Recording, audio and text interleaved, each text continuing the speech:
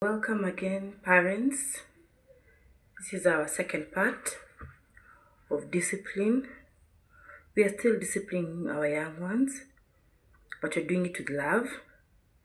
And I would like us to continue knowing how to continue disciplining our children. So, the other video I did, I talked about disciplining the ages 0 to 3 years. Today, I would like to talk about disciplining ages 4 to 7. I will use a few teaching aids, and I've written my work down so that I can be able to talk about it well and in detail. First and foremost, we have flashcards that are very important in how to handle our young ones. This age, most of them know how to read or are learning how to read. So we'll use very different kind of emotions here and there. So before that, this age is between 4 to 7. These are children who are curious, are developing emotional stability. They're learning about rules, respect, and responsibility. So at this age, discipline is about teaching, not punishment. The goal is to guide, not to scare or to shame. Parents, let's understand that. At this age, it's about teaching, not punishment. Not punishment. The goal is to guide, not to scare, and not to shame. When I was growing up, we were taught by teachers who are different. And I just tell us, shame on you. And it used to make us feel bad. I'll talk another video I will do about who is a teacher. As I told you, my name is Josephine, professional teacher and counselor. Let's understand this age. I've said it's the age between 4 and 7. So I'm talking about children who are developing independence. I don't know about your children, but I have 4 children. Right now they're grown, but I'm still learning them. They have this thing of saying, I can do it myself. I can do it myself. Allow them to. Learning right from wrong. Testing your limits. Sensitive to tone and fairness. Testing and sensitive to tone and fairness. Therefore, your discipline should become clear and consistent. Okay? Now, first of all, you have to set up clear and simple rules. Parents, set clear and simple rules. Not so long that even you yourself don't know. Okay? Now, use short, specific rules they can remember. These children, their memory is good, but also very tiny in a way. Yeah? Short span. Yeah? Example, in school we say we use gentle hands. Why do you say we use gentle hands? Because they're very quick at hitting. You took my thing. Yeah? So we have to always remind them. We use gentle hands. We sit when we eat. Ask before taking something. Simple, specific. What you can do, you can always print this. They're in the internet. Print these pictures, place them on the wall, and against them, continue reinforcing those rules. Okay? Now, stay consistent. When I say stay consistent, children learn through repetition. Now, if one day, I said that the other video, if one day you'd allow a child to jump on your seat or the couch, And then the next, you allow them today, and yesterday you tell them not to. So they're wondering, is it okay for me to jump? Is it not okay for me to jump? What's going on? Kunaenda aje hapa? What's happening? Okay? So these are children who need consistency. Be consistent. Okay? Be steady, predictable with rules and consequences. You have told them, if you do this, this is a consequence. Yeah? I'll talk about that as we continue. Both parents and caregivers should apply the same rules. What do I mean by parents and caregivers? If in school, the teacher says, your child is beating others, and in the school rules, we've said no hitting. Yeah, so we use gentle hands. At home, mom and teacher should be in coordination, in cahoots, together. Yeah, let's use gentle hands. When the house girl or the house help or the housekeeper is there, tell her, reinforce this. Reinforce this. We use gentle hands. Because again, remember parents, we are not there all the time. We're not there all the time. We are busy. You're looking, you're trying to look for a living for these children. I'll be talking in another video about homeschooling, because that's what I do with my 3 children. And I'll talk about it in detail, and we'll see how it works. The people don't understand it, but we'll see how it works. Now, another thing is praise good behavior. Praise good behavior. That is positive reinforcement. Example, I love how you shared today.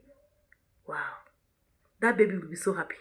I loved how you shared today. Maybe the child doesn't share. But this particular, no, the children who are brought up alone. And they know, this is mine. It is my toy. It is mine. But today, another child comes into school or at home, and this child is willingly giving out the toy. Mom, dad, auntie, uncle, whoever, teacher, always use that kind word. I love how you shared today. That child will be over the moon. Yeah? You picked your toys and you cleaned up without me asking you. Thank you. That baby will want to do that. Kids are funny. They love attention. But they do love attention. And they will repeat that good thing. So at the end of the day, you can always give them affirmation of good behavior. And not all the time, you have done this wrong, it's bad. You have done this. We are out of that era, tafadhali. Please, parents, we are out of that era. Now, use calm consequences when they break rules, because they always break. Even you as a parent, you break rules. Yes, we always break rules. Somehow we break rules. So when they break rules, first thing is first give a warning. For example, I'll use one. Maybe this child you're playing football and they keep throwing the ball, they don't want to, throwing a tantrum or something. Yeah? Tell them, if you keep throwing, we'll stop playing with the ball. That's the first warning. Make sure you're having eye contact. Same level. Don't be a giant. Like me, I'm very big. Look at me. The way I'm very big. If I decide to stand up on a child, that child will be like, hey, this mountain wants to fall on me. So hello, mom, dad, auntie. Same level. Eye contact. So this child doesn't feel intimidated. Talk to this child. Sit with this child and tell them, yeah, if you do this, then I'll stop playing with you. We'll stop playing with the ball. We'll put the ball away. Because it seems you don't want to play with the ball. Okay? Then, act. Follow through gently, but firmly. If the child continues to misbehave, then you remind them, I told you that if you throw the ball, we'll stop playing with the ball. So what you're going to do is we are not going to play with the ball. Okay? But remember, this is a child. Maybe trying to get attention about something. So keep the consequences short, immediate, and don't drag them for hours. I remember when we were growing up, ungefanya makosa. If you have done something wrong, you would not be punished immediately. But the time you have forgotten, you will be reminded. Do you remember? You're like, huh? Remember your memory span is that time. It has a lot of things. You want to play. You're busy trying to see how somebody took your thing. You want to go and get it. You're not there. Yeah, but you're being told, do you remember? Like, so you're being beaten, you're thinking it's not fair. I'm being beaten, but I don't remember. Okay? So consequences should be short, immediate, and don't drag them for hours. Few minutes. I'll talk about the age and the minute in just next time. As I'm talking about it right now, it's timeout. Let me talk about timeout. I don't know how many parents give out timeout. By timeout or calm corners, how you call them, or naughty corner, or whatever you call them. I don't know how you call them. Personally, I call it timeout. Now, for strong emotions or aggressive behavior, have a calm space. Now, this calm space, yeah, don't make it scary. Make it a very comfortable place. Yeah, make it a comfortable space. Yeah, if possible, put a little poof there, put something fluffy and a soft toy or a book. Yeah, remember, we're trying to raise children who can be able to be independent and read by themselves. So create the environment of, if I'm angry, I can sit back and a book will calm me down, or I can take my soft toy and cuddle it. Okay, and think about what I've done. Okay, now remember, this is the age between 4 and 7. They're very young, they're children.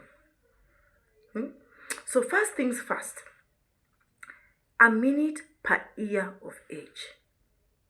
If that child is supposed to sit there on that corner or that seat or that, how you call it, I call it timeout or calm corner.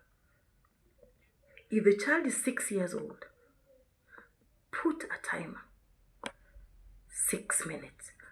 Tell the child, you'll be sitting here for the next 6 minutes. When you see this hand here, teach them. They're learning. Yeah? Then I'll come and get you. But at that time, you should have thought about what exactly you want. Okay? Think about it. What do you want? What did you do? Okay? As I say, after we'll talk about what happened and how to better it next time. When the 6 minutes or the 5 minutes or the 7 minutes are over, sorry, got that child at the same level. You can either sit, mommy, or kneel, or lift them to your level. Maybe sit on a table where you're on the same level and talk about it. Okay? Talk about what happened and how it's not going to happen next time, or how they think they can handle it next time. Okay? You as a parent, you also need to model the behavior you want. Kids copy adults. If you shout, they will shout. If you apologize calmly, they will learn respect. Parents, note that you are the first model, or the caregiver who's there. If you're always shouting at the other bigger siblings, or your husband, or your wife, or the auntie. There's once a story we were being told of an auntie, of a girl who came and told the house girl, wewe ni mjinga, you're stupid. And the child asked, where did you hear this? But my mom calls auntie, she's stupid all the time, so she's stupid. Parents now. You go home and talk about your teacher, gossiping about the teacher. This child will listen. Tomorrow they will come and tell the teacher, by the way, do you know, and then that is how there's no respect at all. Yeah, you're not teaching respect, so they will never learn respect. Then later they start insulting you. You're like, now this child, oh yeah, I'm not able to. It started from you as a parent or as a caregiver. Now teach feelings and choices. That's what I was telling you. We have different. Actually, that's what I'm looking for. Very good. You can still help them name the emotions. For example, this is happy. You can ask them, are you happy or are you sad? Okay? Are you happy or are you sad? Okay?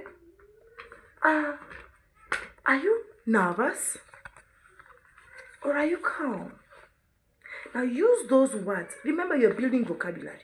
Also at this point, you're building vocabulary. Very important. Now help them name emotions. You can say, you're angry because your toy is broken or it broke somewhere. It's okay to feel mad, but do not hit. You as a parent have already made this child identify with the emotion, what they're feeling. I feel so angry. It's because my toy is broken, but how will I handle this? I don't have to hit. Okay? Next time, tell them next time, you're not guiding them. Next time, tell me or take a deep breath. Okay? I teach my little children how to take deep breaths. Yeah?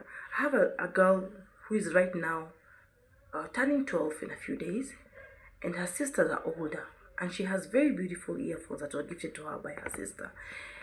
And one of the earbuds, the ear part of the ear of the earphone came out,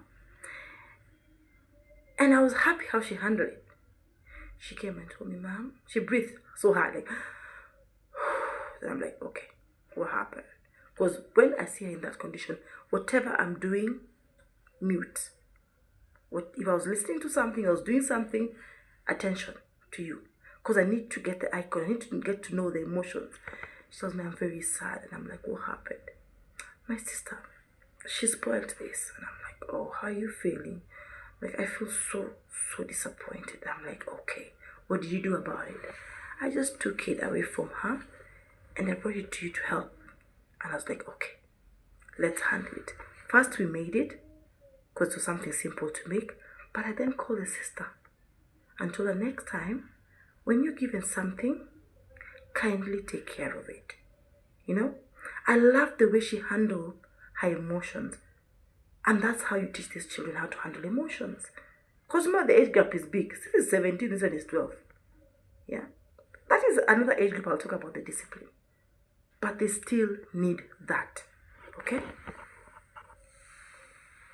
So, as I said, you can tell them next time, tell me or take a deep breath. With that, you'll have made the child develop something called emotional intelligence, which reduces tantrums. Have you seen tantrums? Yeah. I went to Naivas supermarket the other day, and this mom was shopping with her daughter, and I think she really wanted something, and the child was rolling all over the supermarket, screaming on top of her voice.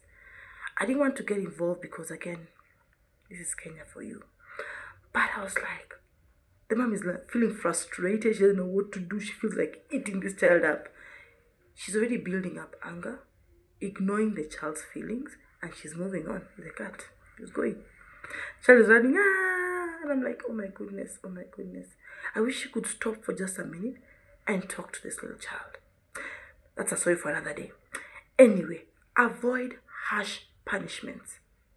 Avoid harsh punishments. No shouting, no hitting, or humiliation. These create fear, no respect, and don't teach right behavior. If you shout, you hit and humiliate, you're just creating fear. This child will be done for something by somebody they will never tell you. No respect for you, and you're not teaching the right behavior. You're not teaching the right behavior. Focus on connection before correction. Take home. Focus on connection before correction. Above all, end with love. After any discipline moment, reconnect with your child. Okay? You always tell them, I still love you. We'll try again tomorrow. Okay? This teaches that Mistakes are part of learning, and your love is unconditional. I'll repeat that. Focus on connection before correction. That's the take home for today. Focus on connection before correction. Okay? After any discipline moment, reconnect with that child. Okay? Tell them, I still love you, and we'll try again tomorrow. Okay? This will teach that mistakes are part of learning, and your love as a parent, as a caregiver, is unconditional. I know the video is a bit long, but we'll talk about more next time. Thank you.